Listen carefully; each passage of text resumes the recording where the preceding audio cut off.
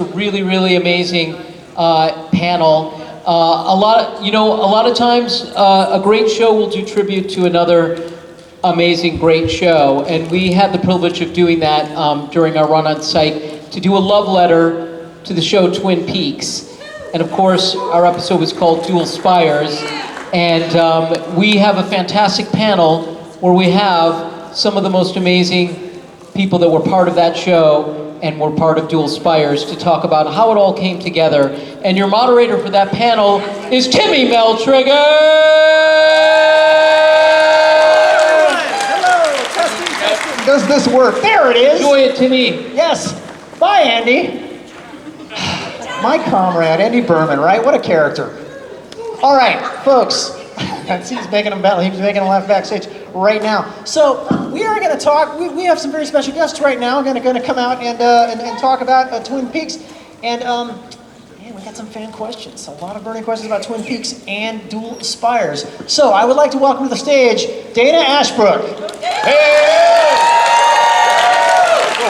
Because we're in the time. Bobby Briggs from Twin Peaks and Bob Barker in Dual Spires. And now Audrey Horne from Twin Peaks and Maudette Hornsby on Dual Spires, Miss Sherilyn Fenn. And finally, from Twin Peaks, Leland Palmer, from Dual Spires, Father Wesley, Ray Wise.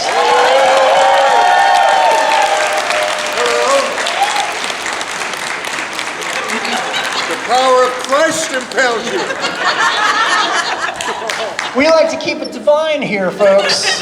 You had no idea that you were going to be blessed, and now you are. And I am blessed as well to be leading this panel, and I'm super stoked and thrilled that everyone is here to talk about it. So let's get right down to it. Right on. If you don't mind, I got an ambush question for Ray Wise. Uh-oh. Yeah, a lot of names about to be dropped here. But it's kind of a trivia question that I have honestly been thinking about for a very, very long time, and this is not a bit, okay? I realize it sounds like I'm setting up a bit, but it's not. So here we go. I had to write it down. Yeah. Okay. Your character, Leland Palmer. Yeah. Okay? Yeah. Now I want you to think about the Oscar-winning film, All That Jazz from 1979. Roy Scheider. Roy Scheider. I'm in a Roy- movie with Roy way back when. Go ahead. Are you now? So Roy Scheider, of Jaws fame, of course, was in a 4-time Oscar-winning film called All That Jazz in 1979, where he played Joe Gideon, who was based on Bob Fosse, who directed the film. Right. Now, Joe Gideon, stay with me, folks. Joe Gideon has an ex-wife, his first wife. Her name is Audrey. The character's name is Audrey. Audrey. Now, did you know that that actress's name is Leland Palmer? Are you kidding me? I'm not kidding. Oh, wow. Yes, she wasn't in a whole lot of films, but she plays Joe Gideon's first wife in All That Jazz. Mother of his daughter, the mother of his Correct. daughter. That's exactly right. And the mother of his school-age daughter. Right? Leland Palmer. Yes, a dancer, a famous Broadway dancer she was. Now, do you know whether or not that name, Leland Palmer, was in fact borrowed from that film? You'd have to ask Mark Frost and David Lynch. I have no idea. Well, all right, folks. I do have a business card that says Leland Palmer on it. I know that. But So, that's I'm just kind of proud I have a TIL honor for Ray Wise. Today Yeah. we learned about Leland Palmer. Today I learned. This has been an awakening experience for Well, me. I'm yes. thrilled. I'm so happy I could. Yeah. All right, thank you very much, you guys. See you later, Dana Ashbrook, everybody. And that'll be all, ladies and gentlemen. And, okay. Okay, so listen, we've got some questions here. This question from Anonymous. Okay. Did James Roday Rodriguez and the writing team give you specific directions on how to balance the homage to Twin Peaks and the classic comedic tone of Psych? Psych. Did I say Psych? There's only one Psych. How to balance it? So, yeah, Who wants to go first? Me? Oh. Balancing Psych with Twin Peaks. Well, first of all, I found out at one point in time that James Rodriguez, you know, that he was a big fan of Twin Peaks. And so he tried for a long time, I guess, to get me on the show, and I finally acquiesced, and we had a great time. I played Father Wesley.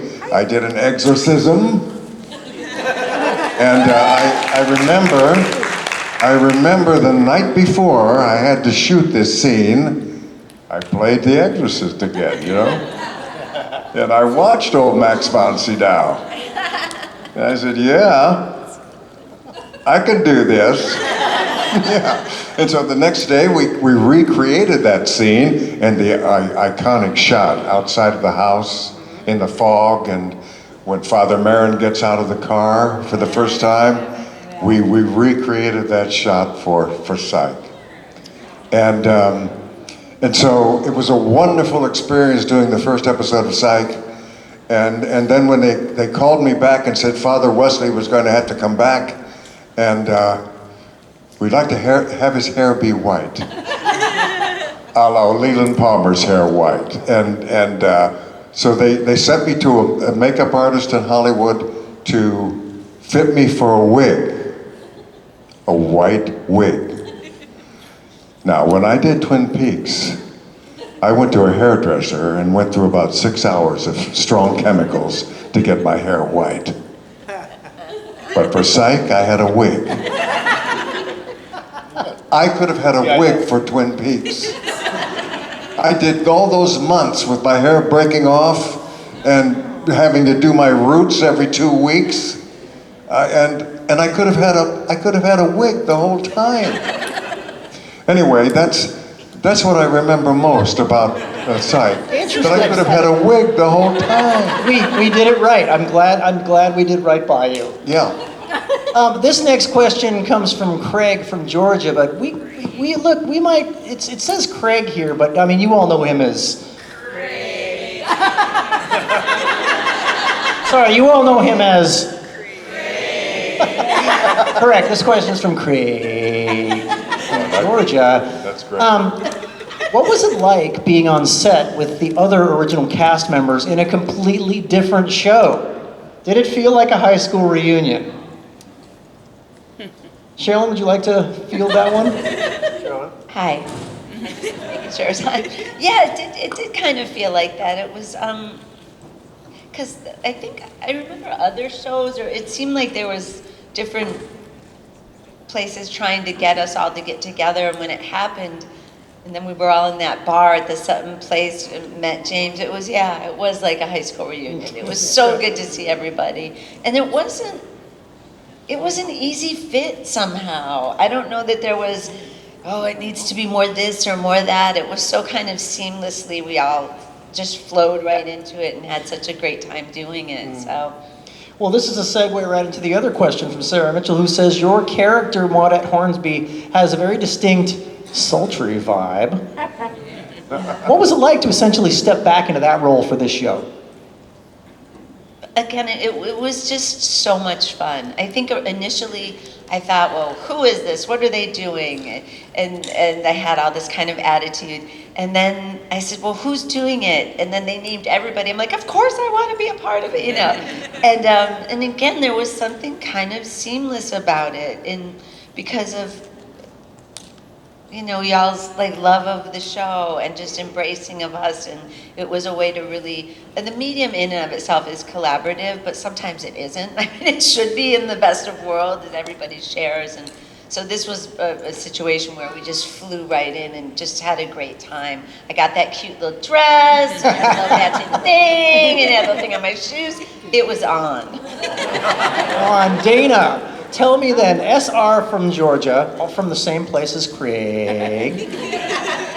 Dana, how did James Roday Rodriguez convince you to jump on board for Dual Spires? And did you have any reservations about doing a comedic parody of Twin Peaks? Second part of this, how hard was it to convince the others to trust that the episode would be a respectful love letter? Right, yeah, that was the big worry, was that I just wanted to make sure that it was not, you know, against what David would want or whatever. I was worried about that. But it was such a love letter, and it was clearly just like an homage that it was easy. I mean, for me, it was easy to say yes because James was my friend. It was like, I don't know, I'll go do anything. So, I mean, I've done plays with James. I did like one time, I don't know why he was shooting this, but he had me dressed up like the Texas Chainsaw Massacre. I had a chainsaw and everything, and I was just walking around the woods, and James was filming me. And I don't ever know what happened to it. I've never talked about it again. I don't know if it was even really filming the camera. I don't really know what was going on. But I'll do anything for the guy, you know. So it's a no-brainer. James has a big brain. He's a big, super smart. So I just, yeah. The Texas Chainsaw Massacre camera in the woods is pretty on brand, right, fans? You guys know, right? For our James Reddy Rodriguez, pretty on brand for him. So this question's for Ray. Ray, which Psych role do you prefer playing, Father Wesley or Judge Horace Leland in the Cloudy with a Chance of Meatballs remake episode? Oh, wow. Wait, Well, I enjoyed... Cloudy with a Chance of Meatballs? Yeah. Why does it say that? Yes, and I apologize, Ray. Father Wesley or Judge Horace Leland, which one? Well, you know, the judge was great because it was a fun episode with Ralph Macchio, I remember, was in that episode. The Karate Kid, right? And but no, Father Wesley. Father Wesley. Because I just got so into that role that I've played a priest now in a couple of films since then. And I'm like this with the Catholic religion. Also played Satan. Oh yes, I played Quite Satan well. on Reaper, yes. He's got the whole Catholicism. I cover the whole gamut. Yes. So listen, whatever you need from Ray, a blessing or a damnation. Or you want to be cursed, I or can a do that possession too. or a curse. There you go, Ray's your guy. All right, Soup to nuts. whatever you like. I'm an equal opportunity employer. With social media, this one's from Izzy. Yes. Izzy, are you in the room? I got a lot of good production questions from Izzy yesterday also. Izzy, with social media exposing so many people to Twin Peaks, how do you think it has changed the way Twin Peaks is catered toward younger audiences and original audiences? Do you think the Psych episode has had a role in bringing people to Twin Peaks? Absolutely. I mean, we've talked about it before when we do Twin Peaks events. At least one, usually a group of people will come up at some point and be like, I never knew the show Twin Peaks until I saw it on Psych, and I was like, what? What is this? I have to find this out. So yeah, I mean, that had a trigger, and the fact that, you know, they did it, and it was out there in the, out there in the zeitgeist, and that's right before David and Mark, started writing about, for the third season and stuff like that. So it might have had, all of it might have had some sort of convergence on making it happen. Yeah, new generations have caught on to it. 18, 19, 20-year-olds are watching it for the first time. And it's, it's interesting to me that you guys are, the young kids are digging it because it's not fast-paced, it's not, result-oriented. It's definitely a journey of, a long journey, but it's, beautiful, and the music and the cinematography, all that stuff is amazing. But, there's no cell phones, there's no computers until the third season, there's just not. It's just... The music, huh? Angelo? Badalamenti, huh? Great music. Absolutely. Yeah.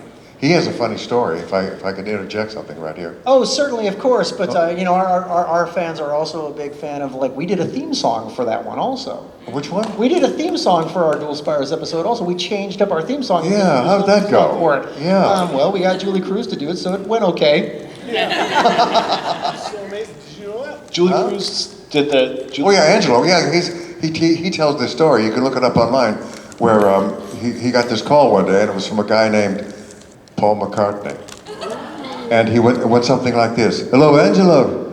I'd like you to come over to Appleman and play some music with me." So Angelo said, "Okay, I'm coming over." He went over, and he met with Paul, and Paul said, "I have to tell you this story, man." Paul was invited to Buckingham Palace for the Queen's birthday. And so he wrote some music for that occasion and went to Buckingham Palace. And he went that evening, and he stood in the reception line. The Queen went down the line, bum, bum, bum, bum, bum, bum, bum, bum, bum. Oh, Mr. McCartney. Yes, Your Majesty, I want to play some new music for you. And she said, oh, it's 10 minutes to 8. Twin Peaks is coming on. Yeah. That's a good story. She went upstairs, watched that episode, came back down. Paul was gone. He never played the music for her. That's a true story. Big in England. So you have all been a part of. So this one's about you guys, by the way.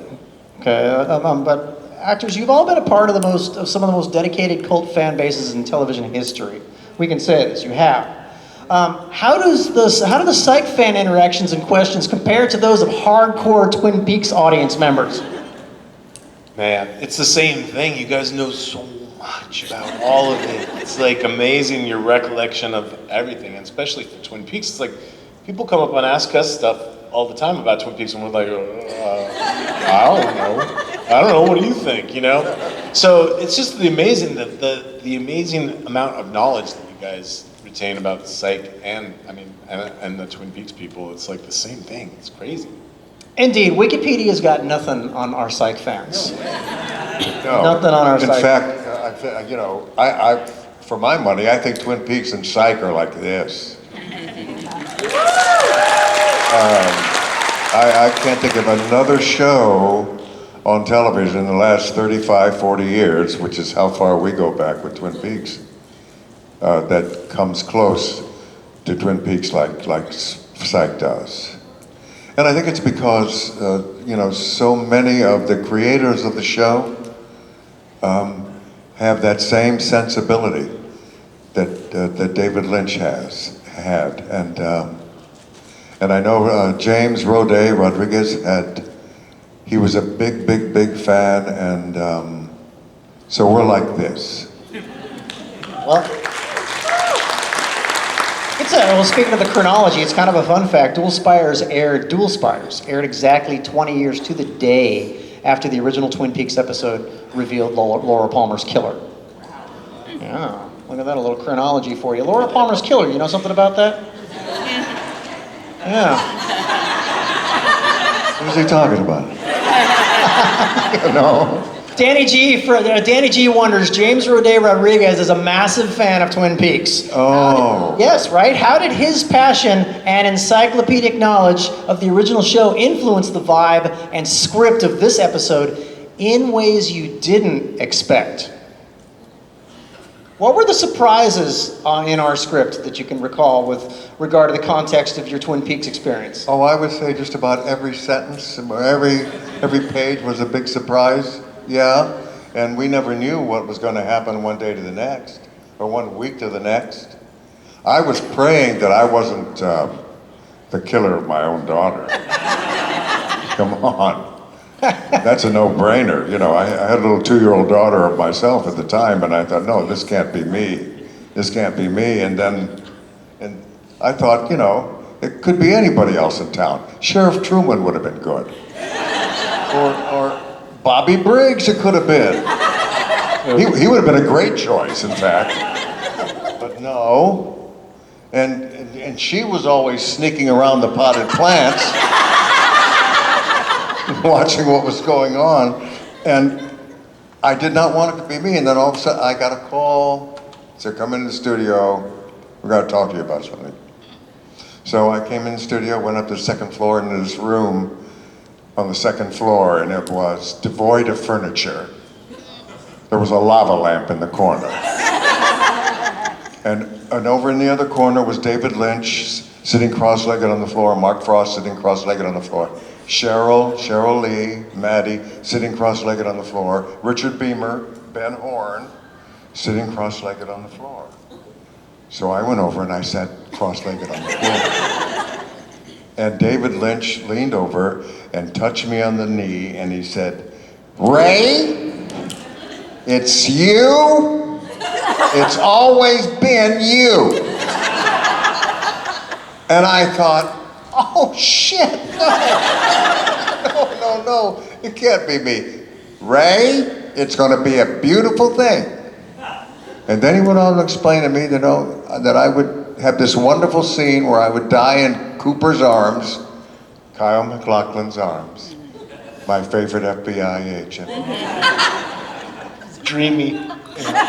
And he would be reciting the Tibetan Book of the Dead, and I would be looking down a long tunnel, and at the end of that tunnel would be a bright light, and in that bright light would be my daughter Laura, holding out her arms to me, forgiving me for what I did to her. And he made it sound so beautiful that I couldn't object anymore. I couldn't say, I'm not going to do this. I did it willingly, and it was a wonderful scene, and that's how I found out. Wow, that is a really lovely telling of that story. Thank you for that. That's a good story. Thank you, Ray. Dana, Bob in Dual Spires is a fun nod to your original character, Bobby Briggs. Did you find it fun to play an exaggerated parody-style version of your Twin Peaks persona and / game show host Bob Barker? Yeah. And was there a showcase showdown originally involved in the script? There was a lot. You had to price out like a can of like pumpkin spice mix and 1 cent. I didn't really read the script before I showed up, so I was up for anything. I just showed up and they told me what to do, and it was fun to do like some sort of weird skewed version of it. Yeah, I mean, it was a strange thing, you know. I mean, I did Ray at the end of the episode where I'm holding the picture of my daughter and I'm going in circles crying and screaming. That was a direct copy of Ray in the show. And when he did it, it was super tragic and scary and sad and like horrible. But with me, it was like I was biting off and I felt bad. But it was fun, yeah, super fun to play. And you know, the first scene I had was in the diner with Dulé and James and Mags, I think, was there. And I was super nervous, and they were just like improv-ing, no problem, right off script. And I'm, you know, always in television, it's usually you got to pretty much stick to the script and TV because they're moving, they don't want to fuck around. And with this, I was just like, I didn't know what to do because they were just improv. So I got into it finally, but it was really fun. That was an amazing experience to have that kind of thing on a television show, being able to like just be loose. Well, but on the other side, conversely, all right, your character in Twin Peaks though had a scene with your dad, Major Briggs. That was an entirely different story tonally. Can you tell that story? Yeah, the scene with my dad in the diner is what he's referring to, and it kind of proves out in the third season if you see it. But my dad has this great monologue where he tells me about a dream he had. You know, this beautiful description of this palazzo and the beautiful, you know, surroundings he was in, and he goes on in this whole speech, and then at the end of it, you know, he tells me that he sees me there and he sees my future and he sees that I'm going to be okay, and it's just this beautiful scene. And Mark Frost wrote it, David Lynch directed that episode, and we were doing the scene, and Don Davis, my dad, did the, you know, he was also the first murderer in the first Psych episode. He did the scene and did that speech, and it was beautiful. And then they turned around for my coverage and he was doing it, and you know, I think David really wanted me to cry. It didn't call for me to cry in the script, but I think he really wanted some raw emotion there, and it wasn't coming. And so he took Don Davis aside. He was off camera. He wasn't even on camera. He took him aside and went and talked to him about some stuff. I don't even know what. And Don Davis came back, and when he read the speech off camera for me on the next take, he started to cry during the scene. Like, he was crying off camera. He was just like an actor just giving to another actor. And he did it, and so that's what made me cry. So it's just kind of an amazing story about how this guy that was a super talented actor just kind of helped me out. You know what I mean? That is a good story. Thank you. I needed it. I needed the help. Yeah, man. Don Davis. Well, we're about to wrap this up. Our cast has a plane to catch. Sherilyn, I'm wondering if I could put you on the spot for one more. Your favorite scene to shoot as in Twin Peaks? I think my favorite scene was, everyone likes the scene where she started dancing, but he wrote that same day. So it was really terrifying. It was the second episode, we're ready to do, and he said, everyone go get a coffee, we're rewriting the scene, you're gonna dance. And I'm just like, what? We're in the diner, why am I dancing? Because we wrote you the song and you're just gonna groove. And I'm like, oh my God, And but the scene that I really liked was we had this scene in a bathroom, Lara Flynn Boyle and I come in there, light my cigarette and talking about, my investigation up to date. And David was just watching, he was so cute, and he's like, this is my kind of scene. 2 girls sitting in the girls' bathroom talking about murder and smoking cigarettes.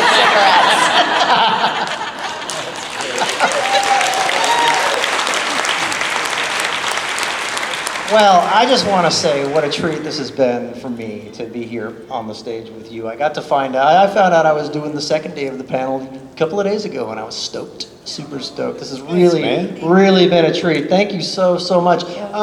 We got like 1 minute left for a spontaneous fan question. Who is a big fan of Twin Peaks who I can come out and give the microphone to? I can give the microphone to. Dual Spires questions are good too. All right then, come on up.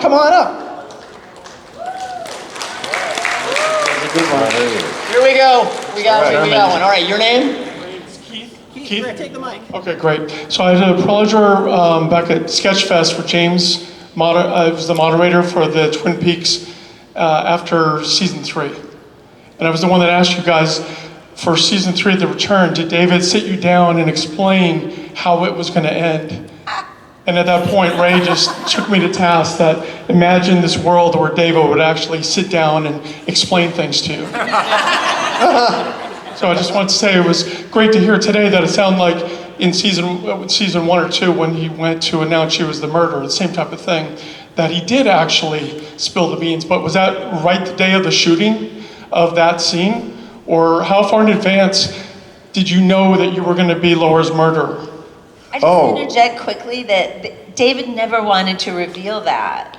So he was pushing at Network and pushing them and fighting, and then that's when he found out. So in the night, David was trying not to do it. He didn't want the murder revealed. Yeah, he never wanted to arrive at a killer. He wanted to keep it going. But ABC powers that be were stepping all over he and Mark, and then they said, "You come up with a killer, but we're going to take your show off the air right now." So they had to acquiesce, How long did you know? How long did you know before Ray, when he told you? How long before you shot? You know what I mean? How many what?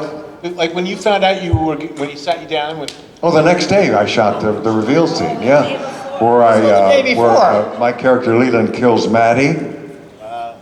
I smash her face into the wall and picture, and then I beat her with my fists, and killed her right smartly, and she actually died that day from 3 people: me, Ben Horn, and Bob. Because David didn't want anybody to know who the real killer was, not even the crew. So she got killed 3 times that day by 3 different people. And I have to say that at the end of the day, I felt that I killed her best, I think.